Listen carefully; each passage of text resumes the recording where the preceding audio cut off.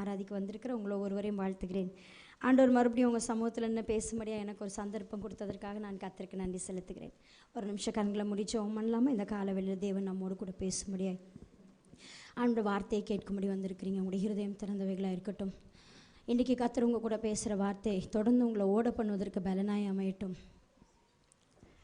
உயரமும் உன்னதமான சிங்காசனத்தில் வீற்றிருக்கிற எங்கள் மகா பரிசுத்தமுள்ள தேவனே, கேருபீன்கள் நடுவில் சேனைகளின் தேவனாகிய கர்த்தர் பரிசுத்தர் பரிசுத்தர் பரிசுத்தர் என்று ஓயாமல் துதிக்கிற துதிகளுக்கு நடுவில் வாசம் பண்ணுகிற உம்மை காணும்படி, உம்மை துதிக்கும்படி, உம்மை தொழுது கொள்ளும்படி ஒரு பாத்திரமாய் நீர் எங்களை தெரிந்து கொண்டதற்காக உமக்கு நன்றி செலுத்துகிறோம். தேவனே, இந்த நல்ல அருமையான ஆராதனை காலவேளையில் இந்த வார்த்தைக்காக நாங்கள் காத்திருக்கிறோம். ராஜா, ஒவ்வொரு இருதயங்களும் திறந்தவைகளாக இருக்கட்டும், ஒவ்வொரு செவிகளும் திறந்தவைகளாக இருக்கட்டும். ஆண்டவரே, நீர் அடிமையை மறைத்துக்கொள்ளும், தம்முடைய பிள்ளைகளோடு கூட பேசும்.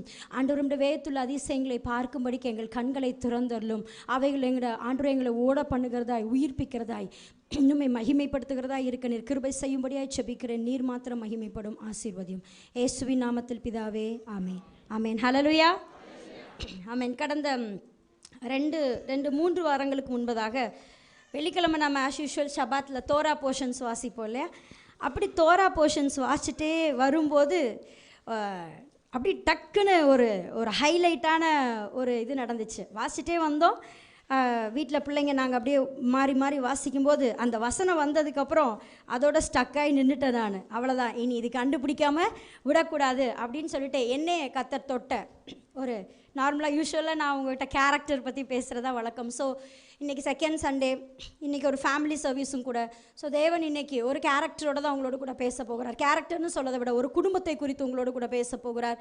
கர்த்தருடைய வார்த்தையை கேட்கும்போது, ஆண்டவரே, இந்த யாரை குறித்து நாங்கள் தியானிக்கிறோமோ, எதை பற்றி பார்க்குறோமோ, அது போல் என் குடும்பம் இருக்கணும், நான் இருக்கணும், என் வாழ்க்கை இருக்கணும் அப்படிங்கிற ஒரு திறந்த உள்ளத்தோடு கர்த்தருடைய வார்த்தையை கேளுங்க. தேவன் உங்களோடு கூட பேசுவார்.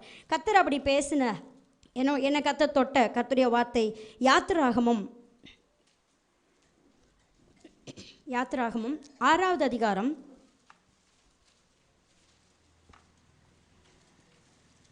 6வது அதிகாரம், எக்ஸோடஸ் சாப்டர் 6 verse 20 to 23, 20லிருந்து 23 வரைக்கும் நாம் யாவரும் சேர்ந்து வாசிக்க போகிறோம். யாத்திராகமம் 6வது அதிகாரம் 20வது வசனத்திலிருந்து 23வது வசனம் வரைக்கும் நாம் யாவரும் சேர்ந்து வாசிப்போம். வாசிக்கலாமா? அம்ராம் தன் அத்தையாகிய யோகபாத்தை விவாகம் பண்ணினான். அவள் அவனுக்கு ஆரோனையும் மோசேயும் பெற்றாள். அம்ராம் 137 வருஷம் உயிரோடு இருந்தான். இத்சேயாரின் குமாரர் கோராகு, நேபேக், சித்ரி என்பவர்கள். ஊசியேலின் குமாரர் மிஷாவேல், எல்சாப்பான், சித்ரி என்பவர்கள். ஆரோன் அமினதாபின் குமாரத்தையும் நகசோனின் சகோதரியுமாகிய எலிசபாலை விவாகம் பண்ணினான். இவள் அவனுக்கு நாதாபையும் அபியூவையும் எலியாசரையும் இத்தாமாரையும் பெற்றாள். ஆமேன். ஹல்லேலூயா. யாராவது உங்களுக்கு ஹைலைட் ஆனாங்களா இந்த வசனம் வாசிக்கும்போது? யாருக்கா ஏதாவது ஹைலைட் ஆச்சா? சரி, நம்ம இந்த 20வது வசனத்தில் வாசிக்கும்போது, அதாவது நான் நிறைய முறை கேரக்டர் எடுக்கும்போது உங்களுக்கு சொல்லியிருக்கிறேன், பைபிளில் பதிவு செய்யப்பட்ட ஒவ்வொரு பெயரும் ரொம்ப முக்கியம். எத்தனையோ ஜனங்க, எத்தனையோ மனுஷங்க பூமியில் வாழ்ந்துருக்குறாங்க. எத்தனையோ இஸ்ரவேல் வம்சத்தில் எவ்வளோ கோத்திரமாக கோடியாக ஜனங்க வாழ்ந்துருக்குறாங்க.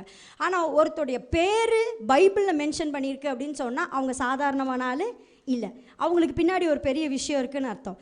அப்போ இங்கே 20வது வசனத்தில் வாசிக்கிறோம், அம்ராம் தன் அத்தையாகிய யோகபத்தை விவாகம் பண்ணினான். அவன் அவனுக்கு ஆரோனையும் மோசேயும் பெற்றாள். இந்த யாத்திராகமுடைய புஸ்தகத்தில் ஒரு 6 அல்லது 7 பெண்களுடைய பெயர் தான் பர்டிகுலராக நேம் குறிப்பிடப்பட்டிருக்குது. அதில் இங்கே சொன்னதில் இங்கே இருக்கிற இந்த பெண் யார் அப்படின்னு பார்த்தீங்கன்னா, மோசேயினுடைய அம்மா யோகபாத். அப்புறம் நம்ம அப்படி கீழே வாசிச்சிட்டே வரும்போது 23வது வசனம், ஆரோன் அமினதாபின் குமாரத்தையும் நகசோனின் சகோதரியுமாகிய எலிசபாலை விவாகம். அவ்வளோதான், நான் அங்கேயே ஸ்டக் ஆகிட்டேன். ஆரோனின் மனைவி பேர் இதுக்கு முன்னாடி வாசிச்சிங்களா? ஆரோன்னு கேட்டிருக்கோம், மோசே தெரியும், ஆரோன் தெரியும், அவங்கள கொண்டு கர்த்தர் செய்த தெரியும், மிரியாம் கூட நம்ம வாசிச்சிருக்கிறோம். ஆனால் ஆரோனுடைய மனைவியை பற்றி நம்ம இது வரைக்கும் யோசிச்சதே இல்லை. நான் இந்த தோரா போர்ஷன்ஸை வாசிச்சுட்டு வரும்போது ஆரோன் அமினதாபின் குமாரத்தையும் நகசோனின் சகோதரியுமாகிய எலிசபாலை விவாகம் பண்ணினான் அப்படின்னு நின்னவுடனே எலிசபாலை விவாகம் பண்ணினான். என்னன்னா இந்த ஒரு வசனத்தை தவிர வேற எங்கேயுமே ஆரோனுடைய மனைவியின பேர் மென்ஷன் பண்ணப்படவே இல்லை. பைபிளில் வேற எங்கேயுமே ஆரோனின் மனைவியாகி எலிசபாலோட பேர் வேறு எங்கேயுமே அதுக்கப்புறம் வரவே இல்லை. இந்த ஒரே ஒரு இடத்துல தான் அவங்க பேர் மென்ஷன் பண்ணப்பட்டிருக்கு. அப்புறம் அதை வாசித்து வரும்போது இந்த எலிசபால் யார், இவங்களை ஏன் பைபிளில் அவங்களோட நேம் மென்ஷன் பண்ணப்பட்டிருக்கு, நிச்சயமாக அவங்க பேர் இதில் பதிவு பண்ணியிருக்குன்னா அவங்க ஒரு ஸ்பெஷல் கேரக்டராக தான் இருக்கணும் அப்படின்னு சொல்லிட்டு நான் அவங்களோட நேமை ஸ்டடி பண்ண ஆரம்பித்தேன். இந்த ஆரோனுடைய குடும்பத்தார், நமக்கு இதெல்லாம் பொதுவான விஷயம், உங்களுக்கு நன்றாக நீங்கள் அறிந்திருக்கிறீங்க. ஆரோனுடைய குடும்பத்தார் லேவி வம்சத்தை சேர்ந்தவங்க. இந்த லேவி வம்சத்தை சேர்ந்த அவனோட தாய் தகப்பன் அம்ராமும் யோஹெபாத்தும் நல்ல பரிசுத்தமுள்ள ஒரு குடும்பம். 430 வருஷம் இஸ்ரவேல் ஜனங்கள் எகிப்தில் அடிமையாக இருக்கிறாங்க. பயங்கர கடினமான சூழ்நிலை.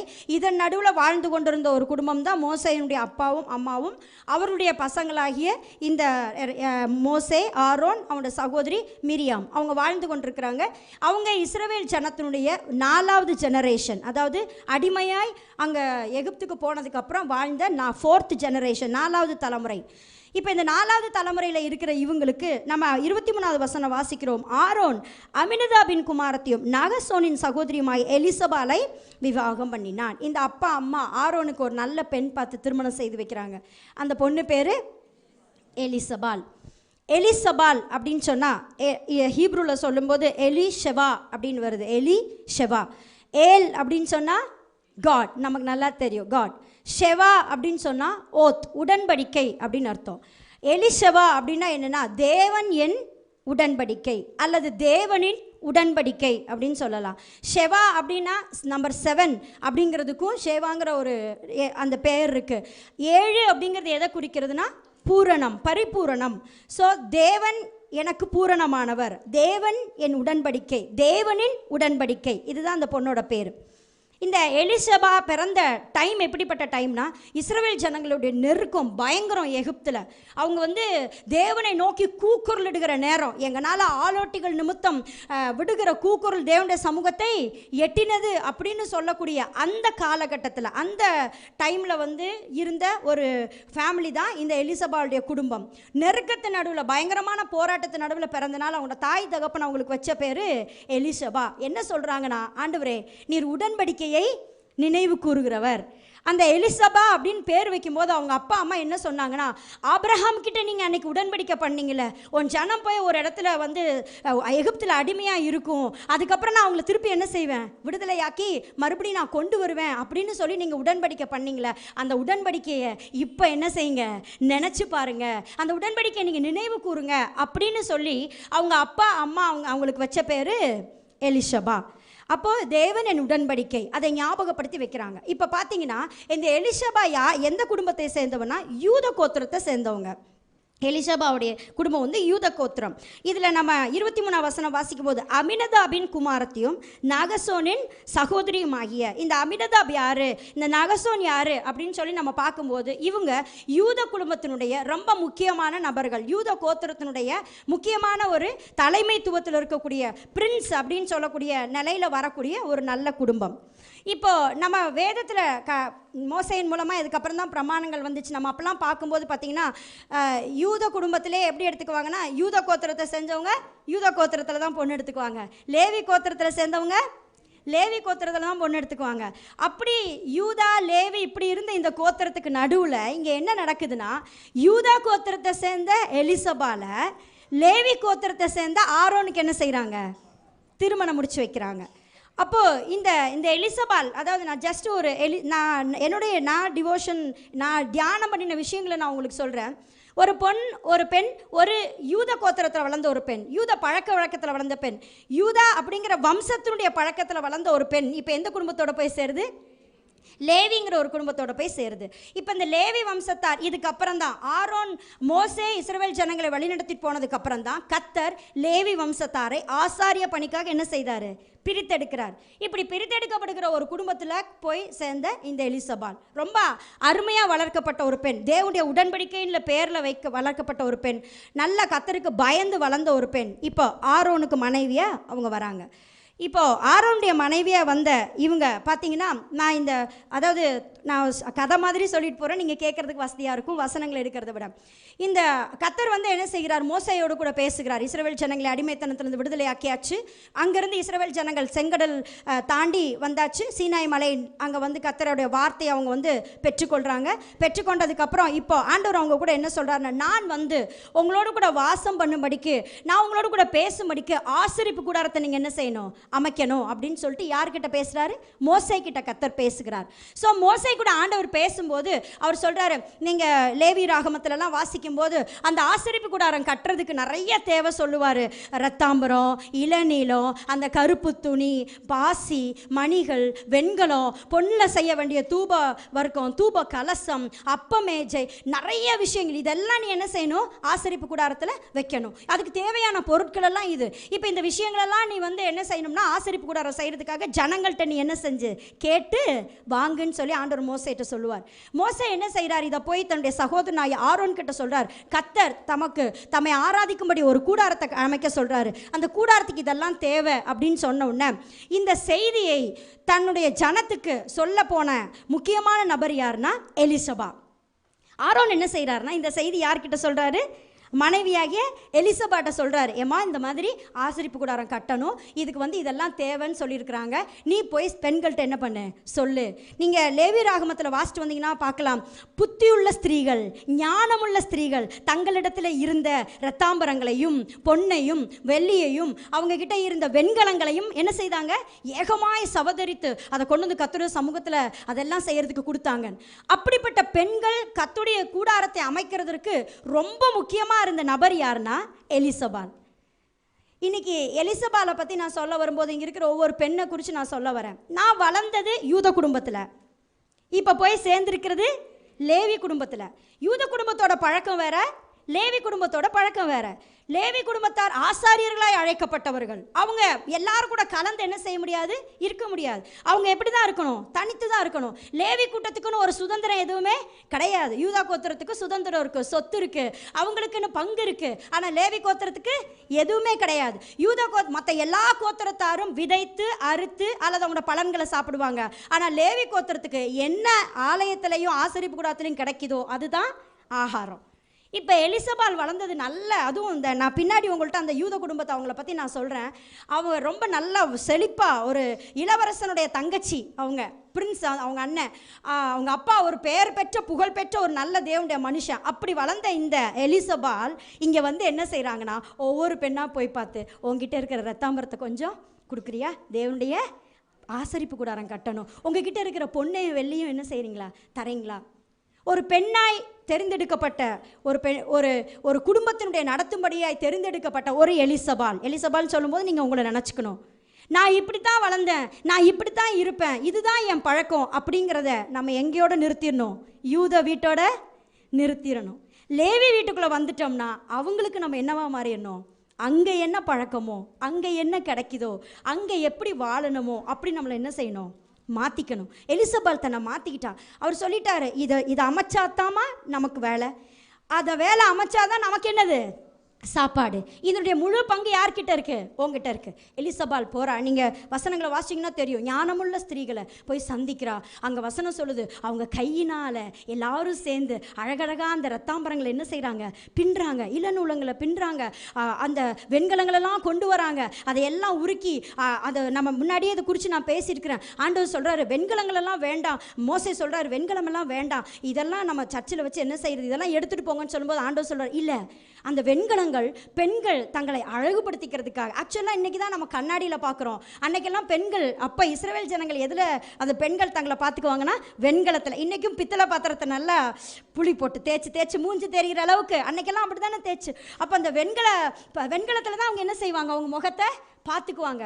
கர்த்தருடைய ஆலயத்துக்கு ஆசரிப்பு கூடாரத்துக்கு பொருள் வேணும்னு சொன்னோன்னே இந்த பெண்கள் கொண்டு வந்து எக்கச்சக்கமான வெண்கலங்களை கொண்டு வந்து போட்டாங்க. மோசே இதெல்லாம் வேண்டாமே அப்படின்னு சொல்லும்போது ஆண்டவர் சொன்னார், இல்லை, அவங்கக்கிட்ட உச்சிதமாக அவங்களுக்கு அழகாக அவங்கள பார்க்கறக்கு வச்சிருக்கிற விஷயத்த யாருக்காக கொண்டு வந்து தந்திருக்காங்க? எனக்காக கொண்டு வந்து தந்திருக்காங்க, ஆலயத்துக்காக கொண்டு வந்திருக்காங்க. அதில் நீ என்ன செய்யணும்? ஆசரிப்பு கூடாரத்துக்கு முன்னாடி பெரிய வெண்கல தொட்டி செஞ்சுவே. ஒவ்வொரு ஆசாரியனும் பணிவிட செய்கிறதுக்கு முன்னாடி உள்ளே வர்றதுக்கு முன்னாடி எதில் தான் பார்க்கணும்? அந்த வெண்கலத்தில் பார்த்து அந்த முகத்தை அந்த தண்ணியில் அள்ளி கழுவிட்டு அதுக்கப்புறம் தான் அவங்க எதுக்குள்ளேயே வரணும்?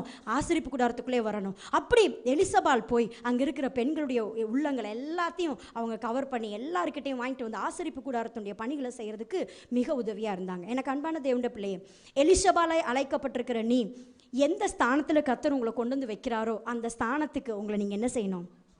மாற்றிக்கணும். நம்ம பழக்க வழக்கத்தை, நம்ம குணத்தை, நம்ம இதுவரைக்கும் வந்துட்டு இருந்த விஷயங்களை விட்டுட்டு அவங்களோட இணைஞ்சு இப்போ கர்த்தர் என்கிட்ட என்ன எதிர்பார்க்கிறார், இப்போ நான் என் புருஷனை எதிர்பார்க்குற விஷயத்தை நான் என்ன இப்போ செய்ய முடியும், அப்படி தன்னை மாற்றிக்கணும். எலிசபால் தன்னை அப்படி மாற்றிக்கிட்டு அவங்களோட ஆலயத்துக்குரிய விஷயங்களை அவங்க செய்ய ஆரம்பித்தாங்க. இதில் இந்த எலிசபாலுக்கு கிடச்ச ரொம்ப மேன்மையான ஒரு விஷயம் என்ன அப்படின்னு பார்த்தீங்க அப்படின்னு சொன்னால், ஆசாரியர்களில் தேவனால் பிரதான ஆசாரியன் அப்படின்னு சொல்லிட்டு பணி செய்யும்படியாக தெரிந்து கொள்ளப்பட்டவர் முதல் ஆசாரியன் யாருன்னா ஆரோன். இந்த ஆரோனுடைய மனைவி அப்படிங்கிற எலிசபால் ஒருவேளை எல்லாருனால பார்க்கப்படுவதற்கு தான் ஒரு ஆசாரனுடைய மனைவின்னு சொல்லிட்டு அவங்களையும் ஆசாரியனா அபிஷேகம் பண்ணப்படலை. ஆனால் வசனம் சொல்லுது, அவங்களுடைய தல்முது சொல்லுது, அவங்களுடைய ஹிஸ்டரி சொல்லுது, ஆசாரியனுடைய மனைவியாக இருந்ததுனால, பிரதான ஆசாரன் மனைவியானதுனால ஆசாரியர்களுடைய தாய், முழு ஆசாரிய கோத்திரத்தினுடைய தாய் யாரு? எலிசபால். முழு ஆசாரிய கோத்திரத்தினுடைய ஆசாரியர்களை உருவாக்கின அந்த லேவி கோத்திரத்தினுடைய ஆசாரியர்களுக்கு தாய், மதர் ஆஃப் ப்ரீஸ்ட்ஹுட் அப்படிங்கிற ஒரு ஸ்தானம் யாருக்கு கிடச்சிச்சுன்னா இந்த எலிசபாலுக்கு கிடச்சிச்சு.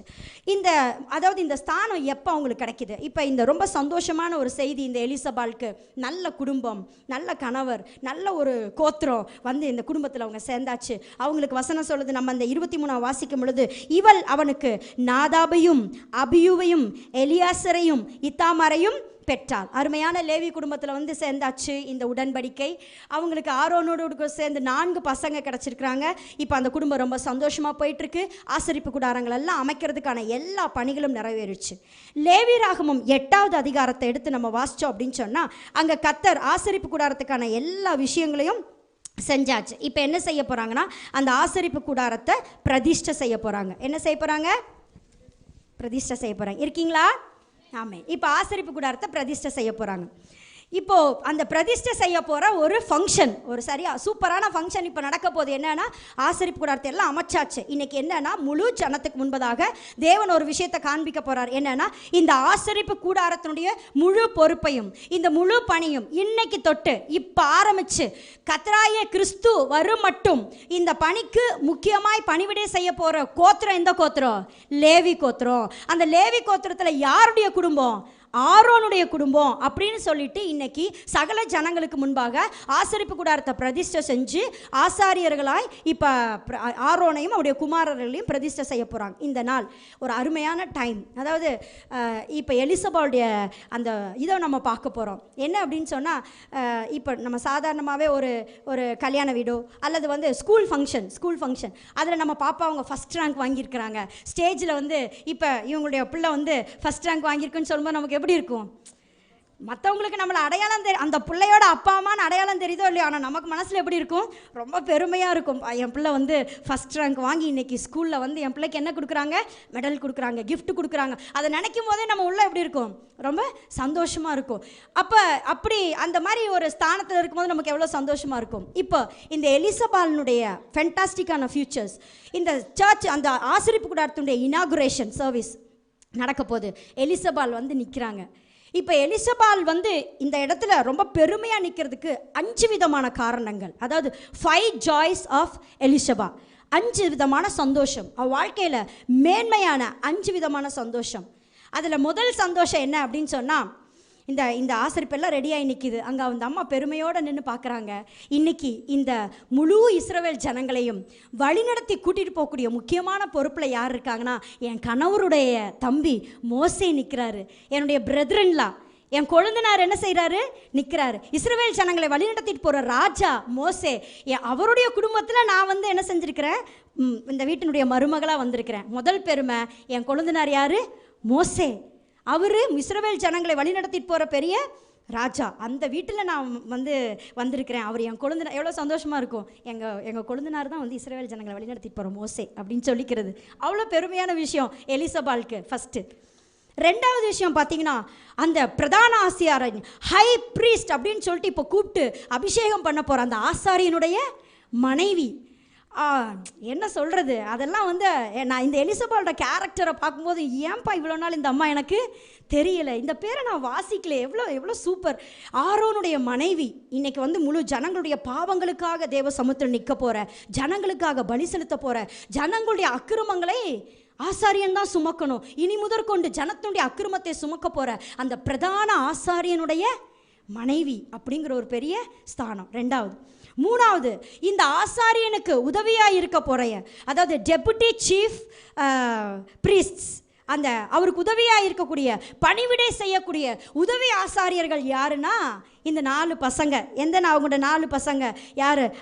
அபியா, அப்புறம் வந்து எலியேசர், இத்தாமார், நாதாப், இவங்க 4 பசங்க. ஐயோ எவ்வளோ பெரிய சந்தோஷம். முன்னாடி நின்று இவங்களை அபிஷேகம் பண்ண போகிறவர் மோசே, அபிஷேகம் பெற போகிற பிரதான ஆசாரியன் அவங்கள வீட்டுக்காரரு, அவருக்கு பின்னாடி திரும்ப அபிஷேகம் பண்ண போகிற 4 பசங்க. யார் பசங்க? அந்த எலிசபால் பெற்றெடுத்த பசங்க. எவ்வளோ அருமையான குடும்பம் பாருங்கள். புருஷனை ஆசாரியனை அபிஷேகம் பண்ணுறது மாத்திரமில்லை, அவருடைய வழியை தொடரக்கூடிய நல்ல அருமையான 4 மகன்களையும் வளர்த்து அவங்களையும் அபிஷேகம் பண்ணுறாங்க. அடுத்து பார்க்கும்போது அவருடைய பேரப்பையன், எலிசபாலுடைய பேரப்பையன் எலியேசருடைய மகன் பினேகாஸ். பினேகாஸ் யார் அப்படின்னு சொல்லி பைபிள் சொல்லுது அப்படின்னு சொன்னால், அவர் வந்து பினேகாஸுடைய ஸ்பெஷல் என்னென்னா, இஸ்ரவேல் ஜனங்களை யுத்தத்தில் வழிநடத்தி கூட்டிகிட்டு போகக்கூடிய பிரதான ஆசாரியன். பேட்டில் ஃபீல்டில் இஸ்ரவேல் ஜனங்களை கொண்டு போகிற ப்ரீஸ்ட். நீங்கள் வந்து யுத்தம் செய்கிறதுக்கு இப்போ கிளம்பி போகலாம் அப்படின்னு அவங்கள முன்னாடி நின்று வழி நடத்தக்கூடிய ஆசாரியன் யாருன்னா பினேகாஸ். இந்த பினேகாஸ் யார்? எலியேசருடைய மகன். அப்போ என் குழந்தனார் அங்கே நிற்கிறாரு, என் வீட்டுக்காரர் நிற்கிறாரு, என் பசங்க அங்கே நிற்கிறாங்க. இப்போ யார் நிற்கிறா? என் பேரனும் அந்த ஆசாரியனில் யுத்த வீரனா, யுத்தத்தில் ஜனங்களை வழிநடத்திட்டு போகக்கூடிய முக்கியமான ஒரு நபராக நிற்கிறார். ஐந்தாவதாக சொல்ல போகும்போது நம்ம அவங்களுடைய அந்த அம்மாவை பற்றி சொல்லும்போது அவங்க யார் அப்படின்னு சொல்லி பார்த்தோம்னா, நகசோனின் சகோதரி. நாகசோனின் சகோதரி, அமினதாபினுடைய குமாரத்தையும் நாகசோனின் சகோதரியும். இந்த நகசோன் யார் அப்படின்னு சொல்லி பார்த்தீங்கன்னா, அதுக்கான அதாவது வசனம் சொன்னால் லேட் ஆகுனாலும் நான் அதெல்லாம் எடுக்கலை. இந்த நகசோன் யாருன்னா, ஆசரிப்பு கூடாரத்தை அமைச்ச உடனே முதல் வந்து ஆசரிப்பு கூடாரத்தில் கிஃப்ட்ஸை கொடுத்து அந்த கூடாரத்தினுடைய பணியை, கிஃப்ட்ஸை ஸ்டார்ட் பண்ணி வைக்கக்கூடிய முதல் கோத்திரத்துலேருந்து யார் வந்தானா, யூதா கோத்திரத்துலேருந்து அவருடைய சகோதரனாகிய நாகசோன். அந்த அமினதாபனுடைய குடும்பத்தார். நாகசோன் வந்து த பிரின்ஸ் ஆஃப் ஜூட் அப்படின்னு போட்டிருக்கு. அவர் என்ன செய்கிறாருன்னா, யூதா கோத்திரத்தில் இருந்து இளவரசனா அவங்களுடைய சார்பில் இந்த ஆசரிப்பு கூடாரத்துடைய திறப்பு விழாக்கு நிறைய பரிசு பொருட்களை கொண்டு வந்து முதல்ல அந்த ஆசரிப்பு கூடாரத்தில் வச்சவர் யாருன்னா இந்த எலிசபாளுடைய சகோதரனாகிய நாகசோன். அதுவும் இல்லாமல் இதில் ரொம்ப ஹைலைட்டான விஷயம் என்ன அப்படின்னு பார்த்தீங்கன்னா, எலிசபாவுடைய அப்பா அமினதாப், அண்ணன் நாகசோன் யார் அப்படின்னு சொன்னால், மத்தேயு 1ஆவது அதிகாரம். ஏன் இந்த அம்மா இவ்வளோ சந்தோஷமாக இருக்கிறாங்க? மத்தேயு 1ஆம் அதிகாரம், அதாவது பைபிளில் பழைய ஏற்பாட்டில் சொல்லப்படுற எல்லா விஷயமே புதிய ஏற்பாட்டினுடைய நிழலுக்கு அடையாளம் அப்படிங்கிறதுக்கு சொல்கிறேன். 1ஆவது அதிகாரம், மத்தேயு 1ஆவது அதிகாரம் 4ஆவது வசனத்தை வாசிக்கலாமா? ஆராம் அபினதாபை பெற்றான், அபினதாப் நகசோனை பெற்றான், நகசோன் சல்மோனை பெற்றான், சல்மோன் போவாசை ராகாபிடத்தில் பெற்றான், போவாஸ் ஓபேத்தை ரூத்திடத்தில் பெற்றான், ஓபேத் ஈசாயை பெற்றான், ஈசாய் தாவீது. எங்கே வந்துருச்சு? தாவீதோட வம்சத்தினுடைய மெயின் லீனேஜ் ஆராம், அபினதாப், நகசோன். இவங்க வம்சத்தில் தான் யார் வந்திருக்கா? தாவீது வந்திருக்கார். தாவீது வம்சத்தில் யார் வந்திருக்கிறா? ஏசப்பா வந்திருக்கிறார். அப்போ இந்த முக்கியமான தாவீதினுடைய வம்சத்தினுடைய வேறா இருக்கக்கூடிய அவளுடைய தகப்பன் அபினதாபும் சகோதரன் நகசோனும். அப்போ அந்த அம்மாவுக்கு எவ்வளோ சந்தோஷமாக இருந்திருக்கும் பாருங்கள். எவ்வளோ பெருமையான விஷயம். அந்த அம்மாவுக்கு மட்டும்தான் அந்த பெருமையா? அந்த அம்மாவுக்கு மட்டும்தான் அந்த பெருமையா? இதை வாசிக்கும் போது நான் ஆண்டவருக்கு ரொம்ப நன்றி சொன்னேன். இந்த அம்மாவோட பேரை நீங்கள் பைபிளில் போட்டதுக்காக ரொம்ப நன்றி. இல்லாட்டி இவங்களை பற்றி நான் என்ன செஞ்சுருக்க மாட்டேன், தேடி இருக்க மாட்டேன். எலிசபால்ங்கிற பேரை வாசிக்கலன்னா இந்த அம்மா பற்றி நான் தேடி இருக்க மாட்டேன். ஆனால் இதை பார்க்கும்போது எனக்கு ரொம்ப சந்தோஷம். எனக்கு அன்பான சகோதரிகளே, எலிசபாலை போல் நீங்கள் ஒவ்வொருத்தரும் ஸ்பெஷலானவங்க. நீங்கள் யாருமே சாதாரணமாக ஆரோனின் மனைவி அப்படின்னு சொல்லிட்டு போகிற ஒரு சாதாரண நபர் அல்ல. நீங்கள் ஒரு அருமையான தகப்பனுடைய குமாரத்தி, ஒரு நல்ல சகோதரனுடைய தங்கச்சி, ஒரு நல்ல கணவனுக்கு மனைவி, நல்ல பிள்ளைங்களுக்கு அம்மா. பெரிய ஸ்தானம் உங்ககிட்ட. அந்த அம்மாவுக்கு அந்த ஆசரிப்பு கூடாரத்துடைய பிரதிஷ்டை விழாவில் நிற்கும் போது அவ்வளோ பெரிய பெருமை. 5 விதமான பெருமைக்குரிய நபராக அங்கே அவ்வளோ களிப்போட சந்தோஷத்தோடு நிற்கிறாங்க. இப்போ நான் அதாவது விமன் கேரக்டர் எடுத்தனால இன்றைக்கி சகோதரிகளுக்கு நல்ல செய்தி இல்லை, நான் இப்போ மாறி வரேன். இது ஃபேமிலிக்கான மெசேஜ். ஒரு பெண்ணை அறிமுகப்படுத்தும் போது அவர் எலிசபாலை கல்யாணம் பண்ணா அப்படின்னு சொல்லி அறிமுகப்படுத்தியிருக்கலாம். ஆனால் நம்ம அந்த வசனத்தை வாசிக்கும்போது யாத்திராகமம் 6வது வசனத்தில் ஒரு பெண்ணை அறிமுகப்படுத்தும் போது அவங்க யாரெல்லாம் சொன்னாங்க? ஆரோன் அமினதாபின் குமாரத்தையும் நாகசோனின் சகோதரியுமாகிய எலிசபால். அப்போது ஒரு பெண்ணை அறிமுகப்படுத்துறதுக்கு ஒரு அப்பா ரொம்ப முக்கியம். ஒரு அப்பா ரொம்ப முக்கியம்னு சொல்லும்போது ஒரு அப்பாவுடைய குணம் ரொம்ப முக்கியம், அப்பாவுடைய நடத்தை ரொம்ப முக்கியம். யார் பிள்ளைவங்க அப்படின்னு கேட்கும்போது என்ன சொல்லணும்? அமினதாபுடைய குமாரத்தி. அமினதாப அவரை பற்றி நான் ரிசர்ச் பண்ணால் நம்ம வேற எங்கேயாவது போயிடுவோம், நான் நிறுத்திட்டேன். அவருடைய பேர்லேயே பெரிய எக்ஸ்பிளனேஷன் இருக்குது. அபினதாபுங்கிற பேர்லேயே இப்போ மேன்மையான மனுஷன், யூதனுடைய வம்சத்தில் ரொம்ப மேன்மையான ஒரு மனுஷன். அப்போ அந்த தகப்பன் நல்ல ஒரு பேரை சொல்லி மகளை என்ன செய்கிறாங்க? அறிமுகப்படுத்துகிறாங்க. எனக்கு அன்பான தகப்பன் மாதிரி உங்ககிட்ட இருக்கிற பிள்ளைங்க, உங்களோட மகனை, உங்கள் மகளை அடையாளம் சொல்வதற்கு தகப்பனாகிய உங்களுடைய கேரக்டர் ரொம்ப முக்கியம். இது யாருடைய பிள்ளை அப்படின்னு சொல்லும்போது, அப்பா பேரை பற்றி சொல்லும்போது அந்த அப்பா காலரை தூக்கி விட்டுக்கிற மாதிரி பெருமையான அப்பாவாக இருக்கணும். ஒரு தகப்பனுடைய கேரக்டர் ரொம்ப முக்கியம். இங்கே எலிசபாலை நம்ம பெருமையாக பேசுகிறதுக்கு காரணமாக இருந்தது யாருன்னா அவரோட தகப்பனாகிய அபினதாப். நல்லா வளர்த்துருக்காரு, நல்ல குணங்களை சொல்லி தந்திருக்கிறாரு. ஒரு ஆசாரிய குடும்பத்தில் போய் பணி செய்கிற அளவுக்கு ஒரு நல்ல மகளை என்ன செய்திருக்கிறாரு? உருவாக்கி இருக்கிறார். அப்போ அந்த அப்பா எப்படிப்பட்ட அப்பாவாக இருந்திருக்கணும்? ஒரு குடும்பத்தினுடைய பிள்ளைங்க வெளியில் போய் பேர் பெற்றவங்களா ஆசீர்வாதம்னா வாழறதுக்கு அடிப்படை காரணமாக இருக்க வேண்டியது யாருன்னா ஒரு நல்ல அப்பா. ஒரு தகப்பனுடைய குணம் ரொம்ப முக்கியம், தகப்பனுடைய வாழ்க்கை ரொம்ப முக்கியம், தகப்பனுடைய கேரக்டர் ரொம்ப முக்கியம். அடுத்து அவங்களை இன்ட்ரடியூஸ் பண்ணும்போது நகசோனின் சகோதரியுமாகிய, இவர் நான் சொன்னேன் யூதாவுடைய பிரின்ஸ், யுத்தங்களில் முன்னாடி நிற்கிற சீஃப். அவர் தான் வந்து யுத்தத்தில் யூத வம்சத்தாரை யுத்தத்தில் கொண்டு போகக்கூடிய முக்கியமான ஒரு நபர். இந்த நகசோன் ஏசப்பாவுடைய வம்சத்துக்கு, தாவீதுடைய வம்சத்துக்கு வேறாய் அமைந்தவர் நகசோன். எனக்கு அன்பான சகோதரனே, உங்க கூட பிறந்த அண்ணன் தங்கச்சி, உங்க தங்கச்சிமாரோடு இருக்கிறவங்க அல்லது அக்காமாரோடு கூட இருக்கிற ஒவ்வொரு சகோதரனுக்கும் சொல்கிறேன், உன் கேரக்டர் ரொம்ப முக்கியம். உன் தங்கச்சியை பெண் கேட்டு வரும்போது அவங்க அண்ணன் எப்படிப்பட்டவர், அவங்க அண்ணன் யார், எங்கே வேலை செய்கிறாரு, ஏன் இதை வந்து இஸ்ரவேல் ஜனங்க ஒரு அண்ணனுடைய கேரக்டர் ரொம்ப முக்கியமாக பார்ப்பாங்களாம். நான் இதே இந்த பெண் பார்க்க வர விஷயத்தை சொல்லும்போது நான் ரெபேக்காவை குறித்து சொல்ல முடியும். ஆதியாகமத்தில் 25வது அதிகாரம் 20வது வசனத்தை நீங்கள் வாசிச்சிங்கன்னா ரெபேக்காவை அறிமுகப்படுத்தும் போது சொல்லுவாங்க, சீரிய தேசத்தானாகிய பெத்துவேலின் குமாரத்தையும் லாபானின் சகோதரியும். ஏங்க சும்மா ரெபேக்கான்னு சொல்லிட்டு போயிருக்கலாம்ல? சீரிய தேசத்தில் ஒரு பொண்ணு இருந்தா அவள் யார்? ரெபேக்கான். அப்படி சொல்லலை. யாருடைய குமாரத்தி? பெத்துவேலோட குமாரத்தி. யாருடைய சகோதரி? லாபானுடைய சகோதரி. அப்போ ஒரு அப்பாவும் ஒரு சகோதரனும் ஒரு பெண்ணை அறிமுகப்படுத்த ரொம்ப தேவை. அப்போ இங்கே இருக்கிற ஒவ்வொரு சகோதரர்களுக்கும் ஒவ்வொரு தகப்பனுக்கும் சொல்கிறேன், உங்கள் பிள்ளைகளை அறிமுகப்படுத்துறதுக்கு, உன் தங்கச்சியை அறிமுகப்படுத்துறதுக்கு உங்கள் கேரக்டர், உங்கள் வாழ்க்கை, உங்கள் ஸ்தானம் ரொம்ப முக்கியம். அன்றைக்கி எலிசபாலை பெருமையாக நிற்க வச்சது எது தெரியுமா? யூத குலத்தை சேர்ந்த எங்கள் அப்பா போர் வீரர்களை நடத்திட்டு போகிற 12 கோத்திரத்தில் யூத கோத்திரத்தில் பிரின்ஸாக இருக்கக்கூடிய எங்கள் அண்ணன். உங்களுடைய கேரக்டர் உங்கள் பிள்ளைகளுக்கு பெருமை, அவங்க வாழ்க்கைக்கு ஆசீர்வாதம், சமுதாயத்தில் அது அவங்களுக்கு ஒரு பெரிய ஒரு நல்ல பெயரையும் ஒரு நல்ல ஸ்டாண்டையும் கொண்டு வருது. இன்றைக்கி அப்பா நீங்கள் எப்படி இருக்கிறீங்க? உங்களை பார்த்து உங்கள் பிள்ளைங்க முதல்ல பெருமைப்படுதா? இப்படி ஒரு அப்பாவுக்கு நான் வந்து பிள்ளையாக பிறந்திருக்கேன், எங்கள் அப்பா ரொம்ப நல்ல அப்பா அப்படிங்கிற ஒரு எண்ணம் உங்கள் பிள்ளைங்களுக்கு இருக்கா? எனக்கு ஒரு நல்ல அண்ணன் கிடச்சிருக்காரு, எங்கள் அண்ணன் மாதிரி யாருமே வரமாட்டாங்க. அன்னைக்கு தம்பி பிரேமை சென்ட் ஆஃப் பண்ணி ஃபேர்வெல் கொடுக்கும்போது இங்கே தங்கச்சி மாதிரிலாம் நின்று ஒரே அழுக. எங்கள் அண்ணன் மாதிரி ஒரு அண்ணன் கிடைக்க மாட்டாங்க எங்களுக்கு, எங்கள் அப்பா இல்லை எங்கள் அம்மா இல்லை, எங்கள் அண்ணன் நின்று செஞ்சாங்க. அது ரொம்ப பெருமை. ஒரு அண்ணன் சொல்லிக்கிறதுக்கு அவ்வளோ சந்தோஷம். எங்கள் அண்ணன் அறிமுகப்படுத்துறது பெரிய சந்தோஷம். நீங்கள் எப்படிப்பட்ட அண்ணனாக வாழ்கிறீங்க? உங்களோட வாழ்க்கை எப்படி இருக்குது? இங்கே எலிசபால் எங்கள் அண்ணன் நகசோன், தாவீதினுடைய வம்சாவளியை கொண்டு வரக்கூடிய எங்கள் அண்ணன் நகசோன். இன்றைக்கி அண்ணனுடைய கேரக்டர் ரொம்ப முக்கியம். உன் தங்கச்சிக்காக நீங்கள் எதை சம்பாரித்து வச்சுருக்கீங்க? உன் தங்கச்சி பெருமையாக சொல்லிக்கிறதுக்காக எந்த ஸ்தானத்தில் நீங்கள் நிற்கிறீங்க?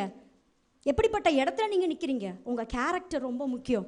நீங்கள் அதை உருவாக்கணும், அதை நினச்சி பார்க்கணும். மேபி சின்ன பசங்களாக இருக்கலாம், உங்களுக்கு தங்கச்சி இருக்கலாம், அக்கா இருக்கலாம். இப்போமே நீங்கள்லாம் முடிவு பண்ணிக்கணும், எங்கள் அக்காவுக்கு பெருமை சேர்க்குற ஒரு தம்பியாக நான் இருக்கணும். என் தங்கச்சிக்கு நல்ல வாழ்க்கை அமைச்சு கொடுத்து அவங்கள சீரும் சிறப்புமாக கொண்டு போகக்கூடிய ஒரு நல்ல அண்ணனாக நான் இருக்கணும். உங்கள் கேரக்டர் ரொம்ப முக்கியம்.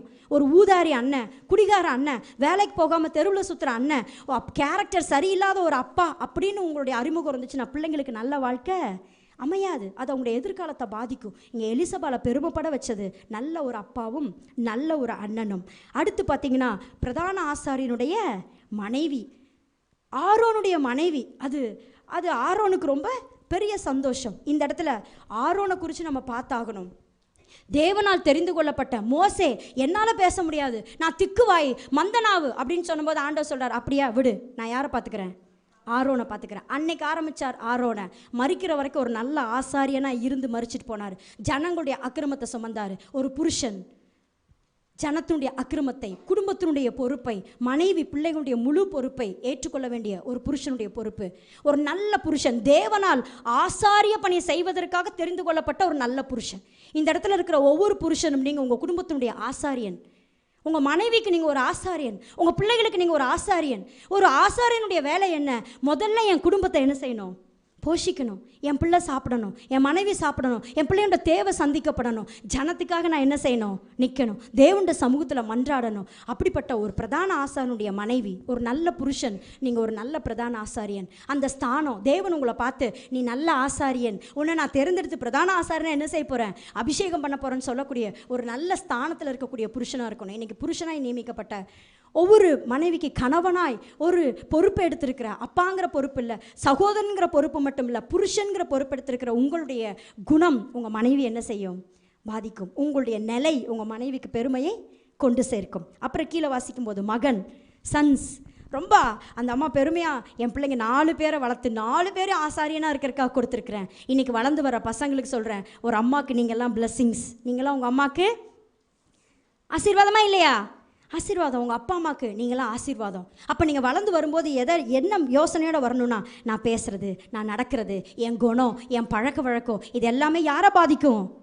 எங்கள் அம்மா அப்பாவை பாதிக்கும். என்னுடைய நடவடிக்கை எல்லாம் எங்கள் அப்பா அம்மாவை பாதிக்கும். அதனால் நான் எங்கள் அப்பா அம்மாவுக்கு பெருமை சேர்க்கக்கூடிய ஒரு நல்ல மகனாக வளரணும், நல்ல மகளாக வளரணும் அப்படின்னு நீங்கள் நினைக்கிறீங்களா?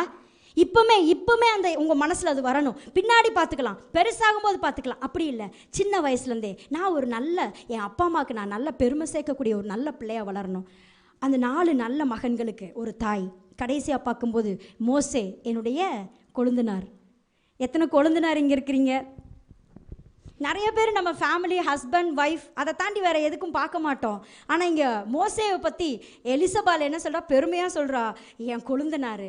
இன்றைக்கி அந்த உறவுகள் ரொம்ப முக்கியம். இந்த எலிசபாலை பெருமையாக சொல்கிறாங்க. யாரெல்லாம் பெருமையாக சொல்கிறாங்கன்னா, அவங்க மாமனார் மாமியார் பெருமையாக சொல்கிறாங்க, கொழுந்தனார் பெருமையாக சொல்கிறாரு, குடும்பம், மகன், பிள்ளைங்க, பேர பிள்ளைங்க. அப்போ நம்ம குடும்பத்தில் இருக்கக்கூடிய கொழுந்தனார் நமக்கு ரொம்ப முக்கியமானவங்க. அவங்களுடைய கேரக்டர் நம்ம குடும்பத்துக்கு ரொம்ப முக்கியம், நம்ம பிள்ளைங்களுக்கு முக்கியம். சகோதரனை பற்றி சொல்லும் பொழுது ஏன் ஒரு சகோதரனை, புருஷன் கூட பிறந்த, மனைவியோட பிறந்த சகோதரனை அதிக கவனம் செலுத்துகிறாங்கன்னா, நம்மக்கிட்ட பிறக்கிற பிள்ளைங்க மேக்சிமம் அந்த மனைவியோட தம்பி கேரக்டர்லையோ அண்ணன் கேரக்டர்லையோ தான் இருப்பாங்களாம். இஸ்ரவேல் ஜனங்களுடைய கெஸ். அதனால தான் அவங்க அண்ணன் யார், அவன் கேரக்டர் என்ன, அவன் குடும்பம் என்ன, அவன் எப்படிப்பட்டவன் அப்படிங்கிறத விசாரிப்பாங்களாம். ஏன்னா அவங்கள போல தான் யார் இருப்பா? இவங்க ஃபேமிலியில் பிறக்கக்கூடிய அந்த அடுத்த ஜெனரேஷன் இருப்பாங்க. அப்போது அந்த பிணைக்காசை போய் யுத்த வீரனை நிறுத்தும் போது எங்கேருந்து வந்த பிளட்டு? நகசோன், யூதா, யுத்த வீரன். அந்த பிளட் யாருக்குள்ளே வந்திருக்கு? பிணைக்காசுக்குள்ளே வந்திருக்கு.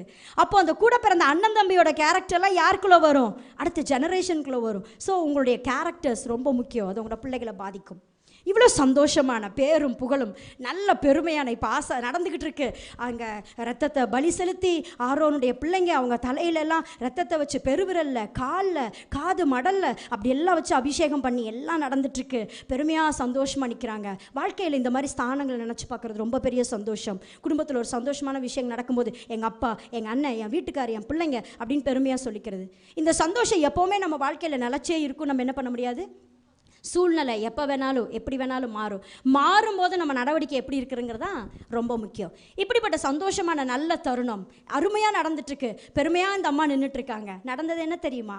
இந்த பிரதிஷ்டை நடந்துட்டுருக்கிற இந்த சமயத்தில் அவங்களுடைய மூத்த குமாரர்களாகிய 2 நாதாபும் அபியும் அந்நிய அக்னியை அவசரப்பட்டு எடுத்துட்டு ஆசரிப்பு கூடாரத்துக்கிட்ட போனாங்க.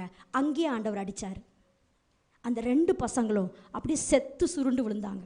அங்கே வசனம் லேவியராகமம் 10வது அதிகாரம். லேவியராகமம் 10வது அதிகாரம். சந்தோஷமான சூழ்நிலை. இஸ்ரவேல் ஜனங்களே ஆர்ப்பரித்து ஆசரிப்பு கூடாரத்தை பிரதிஷ்டை செய்கிறாங்க. எனக்கு 5 பெருமையான விஷயம். பெருமையாக நிற்கிற அந்த அம்மாவோட வாழ்க்கையில் பயங்கரமான அடி. அந்த சந்தோஷம் எங்கே போச்சுன்னு தெரியாமல் நொறுங்கக்கூடிய ஒரு சம்பவம் நடக்குது. லேவியராகமம் 10வது அதிகாரம் 1வது வசனத்திலிருந்து 3வது வசனம் வரைக்கும் சேர்ந்து வாசிப்போமா? பின்பு ஆரோனின் குமாரத்தியாகிய நாதாபும் அபியுவும் தன் தன் தூப கலசத்தை எடுத்து அவைகளில் அக்கினியையும் அதன் மேல் தூப வர்க்கத்தையும் போட்டு கர்த்தர் தங்களுக்கு கட்டளையிடாத அந்நிய அக்கினியை அவருடைய சந்நிதியில் கொண்டு வந்தார்கள். அப்பொழுது அக்கினி கர்த்தருடைய சந்நிதியிலிருந்து புறப்பட்டு அவர்களை பட்சித்தது. அவர்கள் கர்த்தருடைய சந்நிதியில்.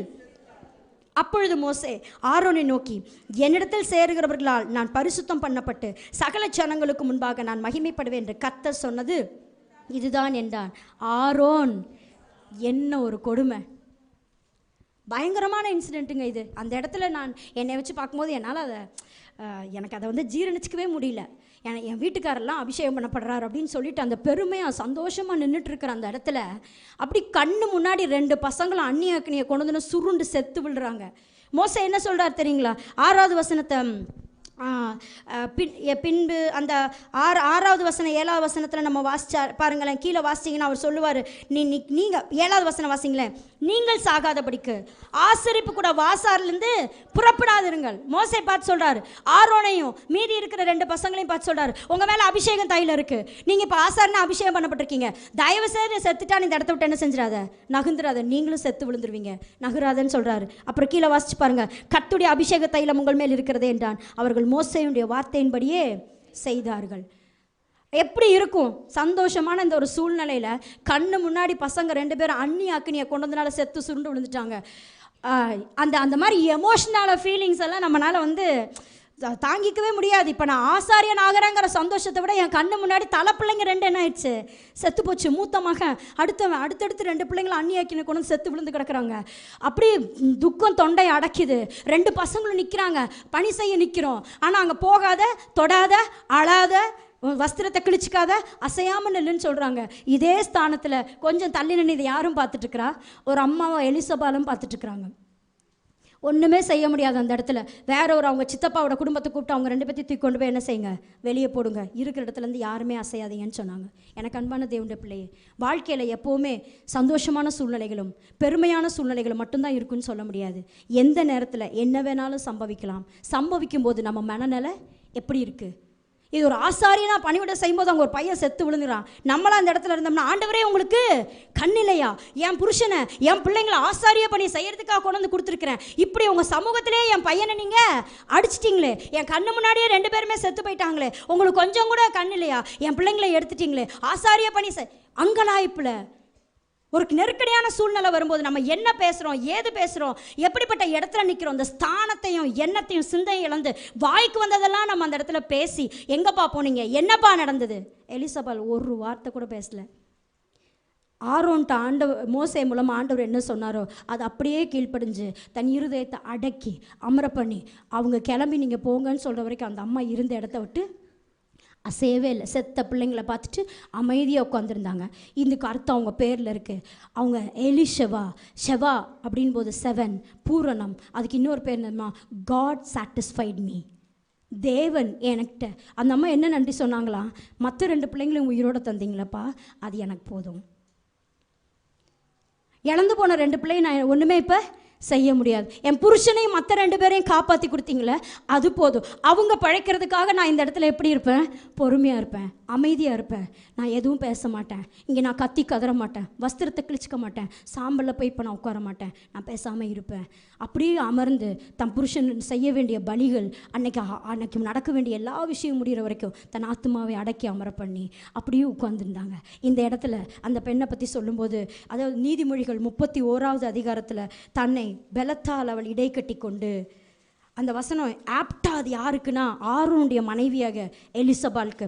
நிறைய தடவை நீதிமொழிகள் 31 நம்ம வாசிச்சிருக்கிறோம். ஒவ்வொரு ஃப்ரைடே ஷபாத்தில் ஒரு கணவன் தன் மனைவியுடைய தலைமையில கை வைத்து சொல்ல வேண்டிய வசனம் சொல்கிறீங்களா? ஷபாத்தில் தயவுசெய்து சொல்லுங்கள், இது ரொம்ப பெரிய ஆசீர்வாதம். இந்த வாக்கை ஒவ்வொரு தடவையும் ஒவ்வொரு ஷபாத்லேயும் உங்கள் மனைவி தலையில் கை வச்சு நீங்கள் சொல்லும்போது அது அவங்களுடைய பெஸ்ட் கேரக்டர். இப்போ அப்படி இல்லாமல் இருக்கலாம், ஆனால் அவங்களை அப்படி உருவாக்கும். இங்கே நீதிமொழிகள் 31 17வது வசனத்தில் சொல்லும்போது, தன்னை பலத்தால் இடை கட்டி கொண்டு, தன்னை பலத்தால் இடை கட்டி கொண்டு தன் தன் தன் கைகளை இறுக்கி பிடிச்சிக்கிட்டாங்க. தன்னை பலத்தால் இடை கட்டி கொண்டு. ஆக்சுவலாக அந்த இடத்துல இங்கிலீஷில் அவங்கள பற்றி சொல்லப்பட்ட அந்த அந்த வசனம் எப்படின்னா, strengthen and dignity R her garments. தன்னோட வஸ்திரமாக அவங்க எதை எடுத்துக்கிட்டாங்கன்னா, இந்த நெருக்கமான இந்த கடினமான இந்த சூழ்நிலையில் தன் இருதயத்தை அப்படி பலப்படுத்தி கையை இறுக்கி கட்டிக்கிட்டு தன்னை அப்படி திடப்படுத்தி, நீ அமைதியாக இரு, கர்த்தர் உனக்கு பூரணமானவராக இருக்கிறார், கர்த்தர் உன் பட்சத்தில் இருக்கிறார். மேபி இந்த இடத்துல நீங்கள் உங்களுடைய தகப்பனை இழந்து நிற்கலாம், தாய் இழந்து நிற்கலாம், சகோதரர்களை இழந்து நிற்கலாம், நீங்கள் பெற்றெடுத்த பிள்ளைகளை இழந்து நிற்கலாம். ஆனால் இங்கே நீங்கள் செய்ய வேண்டிய ஒன்று, எலிசபாவை போல கர்த்தர் எனக்கு பூரணமானவர், அவர் எனக்கு போதுமானவர். அவள் என்ன சொல்கிறா? God satisfied me, God has satisfied. எனக்கு அவர் கொடுத்த இது எனக்கு போதுமானது. எனக்கு அன்பான தேவனுடைய பிள்ளையே, வாழ்க்கையில் உங்களுடைய எல்லா சூழ்நிலையிலும் மன ரம்மியமாக இருக்க கற்றுக்கணும். இழப்பு நடுவிலும் வருத்தத்தின் நடுவிலும் சந்தோஷமான பெருமையான விஷயத்தை அந்த அம்மா கிட்ட பார்த்தோம். அங்கே ஆர்ப்பரித்து சந்தோஷப்பட்டாங்க. கண்ணு முன்னாடி ஒரு இழப்பு வந்துச்சு, அங்கே அந்த அம்மா அமைதலாக இருந்து தன்னை அடக்கி கொண்டாங்க. வாழ்க்கையில் நீங்கள் எப்படிப்பட்ட சூழ்நிலை வெளியே போனாலும் ஒன்று மனசில் வச்சுக்கணும், என்ன இந்த சூழ்நிலை வெளியே கொண்டு போகிறதுக்காகவே கர்த்தர் தெரிந்து கொண்டார். ஒரு நல்ல கணவனுக்கு மனைவியாய், ஒரு நல்ல பிள்ளைகளுக்கு தாயாய், ஒரு நல்ல பேர பிள்ளைகளுக்கு பாட்டியா, ஒரு நல்ல குடும்பத்துக்கு மருமகளாய், ஒரு நல்ல தாய் தகப்பனுக்கு மகளாய். இங்கே நான் செய்ய வேண்டியது, கர்த்தர் எனக்கு கொடுத்துருக்கிற சூழ்நிலைகளுக்காக நான் என்ன சொல்லணும்? நன்றி ஆண்டவரே, இது எனக்கு போதும், இது எனக்கு போதும், இது எனக்கு போதும். சி சாட்டிஸ்ஃபைடு, எனக்கு போதும். நீங்கள் எனக்கு 2 பிள்ளையை காப்பாற்றி கொடுத்ததுக்கு போதும். அது மூத்த தலைப்பிள்ளை அந்த அம்மா அந்த இடத்துல இழக்கிறாங்க, அந்த 2 பசங்களையும். ஆனால் ஆரோனும் அவனோட குடும்பத்தாரும் தங்களை திடப்படுத்தி கொண்டு அப்படி நின்னாங்க. இதுக்கு கர்த்தர் இவங்களுக்கு கொடுத்த பெரிய விஷயம் என்ன அப்படின்னு சொன்னால், ஹைலைட்டான விஷயம். முன்ன பின்ன நான் இந்த மாதிரி யோசித்ததே இல்லை. எலிஷபாவை குறித்து பார்க்கும்போது இங்கே இந்த சந்தோஷமாக இந்த அம்மா திருப்தியாய் அந்த குடும்பத்தை, ஆரோன் 127 வயசு வரைக்கும் உயிரோடு இருக்கிறார். அது வரைக்கும் அந்த குடும்பத்தினுடைய சீஃப் மத பிரீஸ்ட் யார் தான்? இந்த அம்மா தான். இந்த இடத்துல சொல்லும்போது, தான் ஒரு ஆசாரியனாய் அபிஷேகம் பண்ணப்படலைன்னு அந்த அம்மா நிற்கலை. என் புருஷன் ஒரு ஆசாரியன், அதனால் அந்த பங்கு யாருக்கு இருக்குது? எனக்கும் இருக்குது. தேவன் என்னை அழைக்கணும், அப்போ தான் நான் செய்வேன் அந்த அம்மா சொல்லலை. என் புருஷன் ஆசாரியனாக இருந்தனால அவர் செய்ய வேண்டிய பணிகளெல்லாம் நானும் செய்வேன். நீங்கள் கீழே வாசிக்கும் பொழுது, ஆசாரியனுக்குரிய எல்லா பொருட்களையும், பலிகளாகட்டும் அறுவடையின் பொருளாகட்டும், அவனும் அவனுடைய குடும்பத்தாரும் அவனுடைய குமாரத்திகளும் சாப்பிட்டார்கள் அப்படின்னு சொல்லும்போது, அந்த பங்கு யாருக்கு கிடச்சிச்சு? அவருடைய மனைவிக்கும் அவருடைய பிள்ளைகளுக்கும் அவருடைய பேர பிள்ளைகளுக்கும் கிடச்சிச்சு. அவர் அந்த ஆரோன் இறந்ததுக்கு அப்புறமும் முறையாய் இதை பிள்ளைகள் வழியாக சரியாக செய்ய வச்சுட்டு வந்த பொறுப்பு யார் கையில் இருந்துச்சுன்னா, எலிசபால் கையில் இருந்துச்சு. தன் குடும்பத்தை அப்படியே தன் பிள்ளைகள் எல்லாம் அதை செய்ய வச்சுட்டு வந்தாங்க. நடந்தது என்ன? கர்த்தர் இதை அடையாளமாய் நமக்கு காண்பித்தார். இதில் இவங்களோட கூட சேர்ந்து கர்த்தருடைய பணியை செய்கிறதுக்கு ரொம்ப உதவியாக இருந்தது யாருன்னா, ஆரோனுடைய சகோதரியாகிய மிரியாமும் இந்த ஆரோனுடைய மனைவியாகிய எலிஷபாவும் சேர்ந்து தான் இஸ்ரவேல் ஜனங்களை கர்த்தரை பாடி துதித்து ஆராதிக்கிறதுக்கு உதவியாக இருந்தவங்க, கர்த்தரை மகிமைப்படுத்தி கொண்டு போனவங்க. இவங்களை வாசித்து வரும்போது தேவன் பின்னாடி ஒரு காரியத்தை வெளிப்படுத்தினார். என்னன்னா, புதிய ஏற்பாட்டில் சொல்லப்பட்ட எலிசபெத்தும் மரியாவும் இந்த எலிசபெத்துக்கும் மிரியாவுக்கும் நிழல். பழைய ஏற்பாட்டில் சொல்லப்பட்ட எந்த ஒரு கேரக்டரும் புதிய ஏற்பாட்டில் இயேசு கிறிஸ்துவுடைய வருகைக்கு ஒப்பிட சொல்லப்பட்ட பெண் கேரக்டர்ஸ். இந்த எலிசபெத்தும் இந்த மிரியாமும் யாருக்கு அடையாளமாய் சொல்லப்பட்டவர்கள் என்றால், லூக்கா எழுதின சுவிசேஷம் 1வது அதிகாரத்தில் சொல்லப்பட்ட எலிசபெத்துக்கும் மரியாவுக்கு அடையாளம். ஆக்சுவலாக மரியாங்கிற பேர் மிரியம் தான் உண்மையான பேர். மேரிங்கிற பேர் பின்னாட்களில் ரோமருடைய நாட்களில் மாற்றப்பட்டது. அவங்க இயேசுவோட அம்மா மேரி கிடையாது, அவங்க யார்? மிரியம். மிரியம் தான் அவங்க பேர். மேரிங்கிறது பின்னாட்களில் மாற்றப்பட்டது. அதை எடுத்து வாசிக்கலாமா? லூக்கா எழுதின சுவிசேஷம். எப்படி இந்த குடும்பத்துக்கும் அந்த குடும்பத்துக்கும் தொடர்புண்டானது? இந்த எலிசபால் செலுத்தின இந்த விலைக்கிரயம் அந்த குடும்பத்துக்கு எப்படி ஆசீர்வாதமாய் அமைந்தது? இந்த அம்மாவுக்கு கிடைச்ச பெரிய பெருமை பாருங்கள். லூக்கா எழுதின சுவிசேஷம் 1வது அதிகாரம்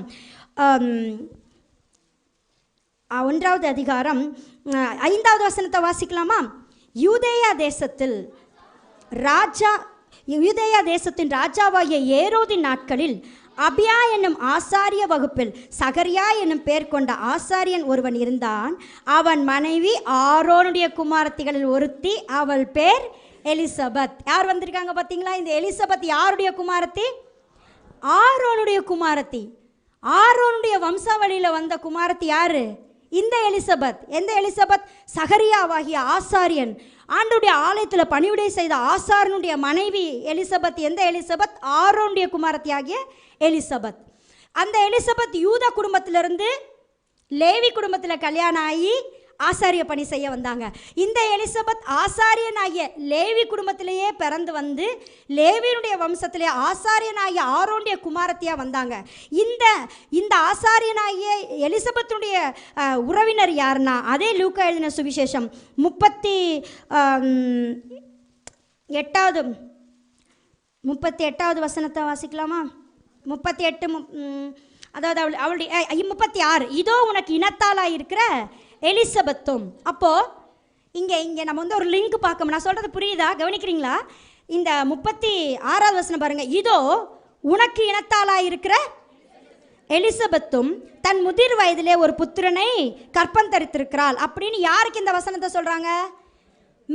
மரியாளுக்கு தேவதூதன் தோன்றி சொல்லுகிறார். அப்போது இந்த மரியாள் எந்த கோத்திரத்தை சேர்ந்தவங்க?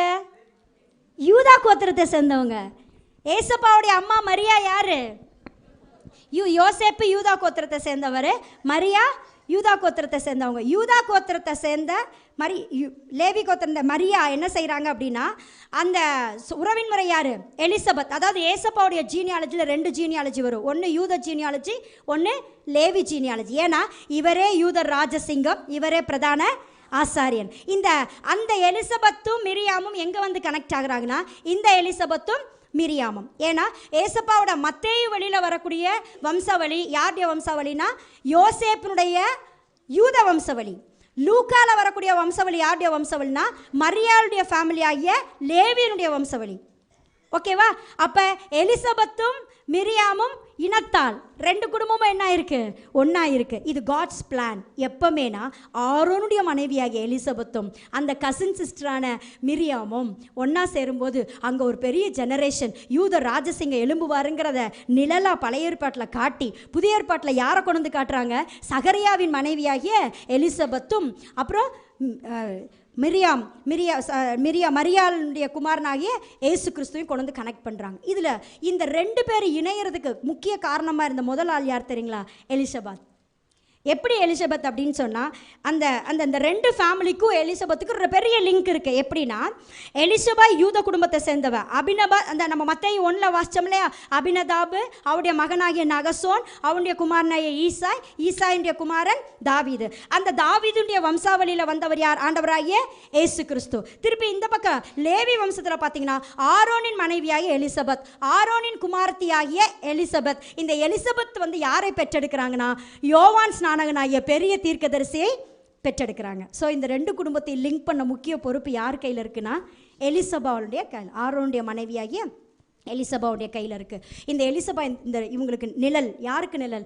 ஏசு கிறிஸ்து பிறப்பதற்கும் யோவான் ஸ்நானகன் பிறப்பதற்கும் நிழலாய் அந்த எலிசபெத்து மிரியாமும். நம்ம அங்கே மிரியாம் பார்க்குறோம். இஸ்ரவேல் ஜனங்களை கர்த்தர் விடுதலை ஆக்கணும்னு தம்புரு எடுத்துட்டு ஜனங்களோடு கூட பாடி ஆர்ப்பரித்ததை நீங்கள் லூக்கா 2வது அதிகாரத்தில் பார்க்கலாம். மரியாள் எலிசபெத்தை போய் கண்ட உடனே அங்கே வசனம் சொல்லுது, என் ஆத்துமா கர்த்தரை, 2ஆம் அதிகாரம் வாசிங்களேன், 1ஆம் அதிகாரம் 46 வாசங்க. அப்பொழுது மரியாள், லூக்கா 1வது அதிகாரம் 46, என் ஆத்துமா கர்த்தரை மகிமைப்படுத்துகிறது, என் ஆவி என் இரட்சகராகிய தேவனில் களிக்கூர். இங்கே இந்த அம்மாவும் பாட்டு பாடுறாங்க, அந்த மிரியாமும் பாட்டு பாடுறாங்க, இந்த மரியாமும் பாட்டு பாடுறாங்க.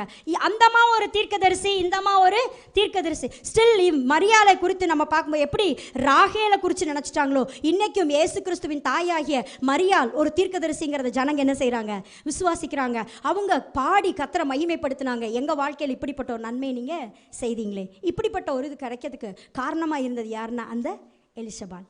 இன்றைக்கி தேவனுடைய பிள்ளையை உனக்கு நல்ல குடும்பத்தை கர்த்தர் கொடுத்துருக்கிறார், நல்ல கணவனை கொடுத்துருக்கிறார், நல்ல மனைவியை கொடுத்துருக்கிறார், நல்ல பிள்ளைகளை கொடுத்துருக்கிறார், நல்ல மாமியார் மருமகள், நல்ல குடும்பம், நல்ல உறவு முறைகள், சகோதரன் சகோதரி, நம்ம நாத்தனார் நங்கையா, எவ்வளோ உறவுகள். ஆனால் எதையோடுமே உறவு இல்லாமல், யாரோடையுமே சேராமல் நான் என் குடும்பம் அதுலேயும் நிம்மதி இல்லை. வாழ்க்கையில் பல பிரச்சனை, போராட்டம், கசப்பு, இல்லாத விஷயங்களை குறித்து எவ்வளோ யோசிச்சுக்கிட்டு வருத்தப்பட்டு வேதனைப்பட்டு கொண்டிருக்கிறேன் என் அன்பு சகோதரே, எனக்கு அன்பான சகோதரனே, எனக்கு அன்பு குடும்பங்களே, இன்றைக்கி கர்த்தர் பேசுகிறார். எலிஷபா யூத குடும்பத்தை விட்டு லேவி குடும்பத்துக்கு போனதுக்காக வருத்தப்படல. இன்றைக்கி நிறைய சகோதரிகள் தெரியாமல் இந்த குடும்பத்தை நான் வாழ்க்கப்பட்டு வந்துட்டேன்.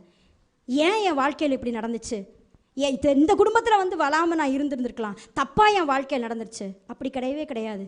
கர்த்தர் யார் வாழ்க்கையிலும் தப்பு செய்யவே மாட்டார். நீங்கள் யாருமே தவறாக ஒரு குடும்பத்தில் கல்யாணம் முடிச்சு வரல.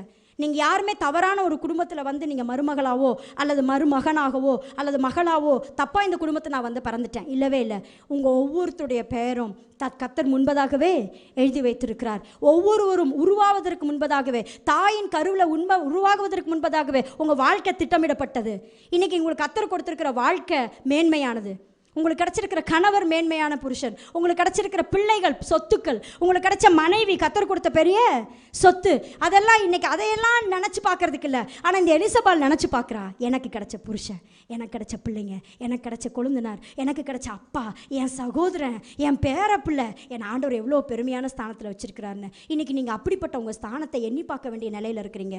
ரெண்டாவது, என் புருஷனுக்கு தான் அது, எனக்கு இல்லை ஆசாரியனா அவர் தானே அபிஷேகம் பண்ணப்பட்டார், எனக்கு என்ன. அந்த அம்மா சொல்லலை. அவருக்கு என்னெல்லாம் கர்த்தர் சொன்னாரோ அந்த பணி எல்லாத்தையும் ஆசாரியனுடைய கடமையாக நின்று தன் மனைவி எல்லாத்தையும் செய்தாங்க. என் புருஷனுடைய வேலையை நான் செய்ய முடியாது நீங்கள் ஒரு நாள் நினைக்கக்கூடாது. கணவனுக்கு எது கொடுக்கப்பட்டதோ அதுதான் மனைவிக்கு. அவர் சொன்னாலும் சொல்லலைனாலும் அவருக்கு செய்ய வேண்டிய வேலைகளை நான் செய்வேன்னு இந்த எலிசபா எழும்பி தான் மட்டும் இல்லை தன்னோடு இருந்த எல்லாரையும் கூட்டு சேர்த்து கர்த்தருடைய ஆலயத்தில் பணி செய்ய உதவி செய்தாங்க. இன்றைக்கி நீங்கள் எப்படிப்பட்ட மனைவியாக இருக்கிறீங்க, உங்கள் கணவருடைய பணி என்னவோ அதுதான் உங்களுடைய பணி. அவருக்கு என்ன அழைப்போ அதுதான் உங்களுடைய அழைப்பு. அதை செய்வதற்கென்று கர்த்தர் உங்களை விசேஷமாக அழைத்திருக்கிறார். உங்களுக்காக கர்த்தர் கொடுத்த பிள்ளைங்க ஆசாரியர்களாக உருவாக்கப்பட வேண்டிய பிள்ளைங்க. இந்த அம்மாவுக்கு 4 பிள்ளைங்க மேலே தரிசனம் இருந்துச்சு. 2 இழந்துட்டேன், கடைசி 2வது காப்பாற்ற நினச்சாங்க.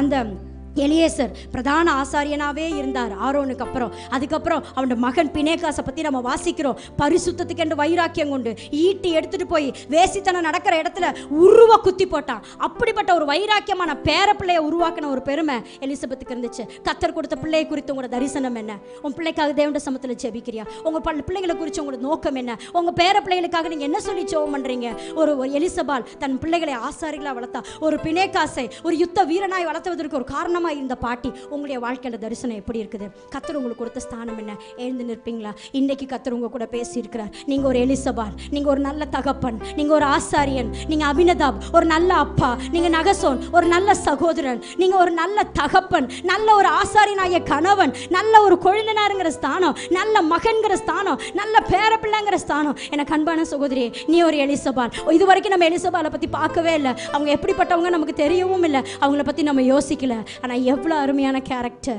தன் வாழ்க்கையில் சந்தோஷம் வந்தபோது பெருமையாக நிற்க முடிஞ்சிச்சு. 2 பிள்ளையை இழந்து நிற்கும் போது துக்கத்து நடுவிலையும் போதும்பா, நீங்கள் எனக்கு கொடுத்த வாழ்க்கை போதும், என் பிள்ளைங்களை இழந்தாலும் உங்களை விட்டு நான் பிரிய மாட்டேன், நான் செய்ய வேண்டிய பணியை தொடர்ந்து செய்வேன், என் பிள்ளைங்க செத்து போயிடுச்சு இனிமேல் நான் நிற்க மாட்டேன்னு சொல்லலை. பின்பதாகவும் ஆசாரிய பணியை தொடர்ந்தாங்க. பின்பதாகவும் கர்த்தருக்கு செய்ய வேண்டிய ஊழியத்தை தொடர்ந்து செய்தாங்க.